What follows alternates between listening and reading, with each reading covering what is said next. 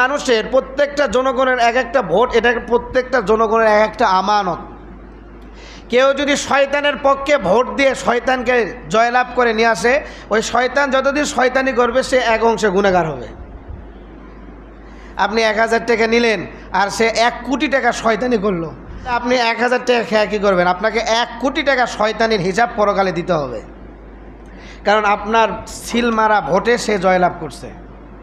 এই জন্য সাবধান, সততা দেখে আপনার আমানতকে আপনি ঠিক রাখবেন। পারলে দিবেন, না হলে দিবেন না। আপনাকে তো কেউ বলেন না যে দিতে হবে। আপনার আমানত মন চাইলে সৎ ব্যক্তি যে তাকে দিবেন, আর যদি দেখেন যে সৎ ব্যক্তি কেউ দাঁড়াই নাই, তাহলে আপনার এই আমানত আপনি নষ্ট করবেন, আপনি দিবেন না, আপনি কাউকেই দিবেন না, কারণ আপনার কাছে কেউ পছন্দের না।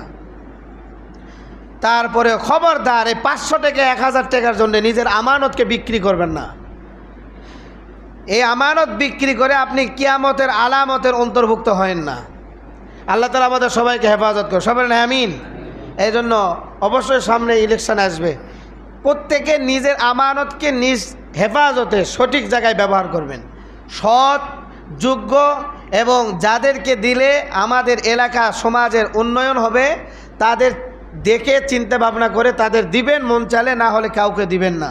কিন্তু খবরদার সুদখোর, ঘুষখোর, চাঁদাবাজ, বাটপার, জেনাগারি, মানুষের ধন সম্পদ লুটতরাজকারী এবং অন্যায় অত্যাচার করে এলাকায় এমন ব্যক্তিকে টাকার লোভে, খিচড়ির লোভে, পোলার লোভে ভোট দিবেন না। তা না হলে 5 বছরে যাক শয়তানি করবে, সব শয়তানির এক অংশ গুনাহগার আপনাকেও হতে হবে। আল্লাহ তাআলা সবাইকে হেফাজত করুন।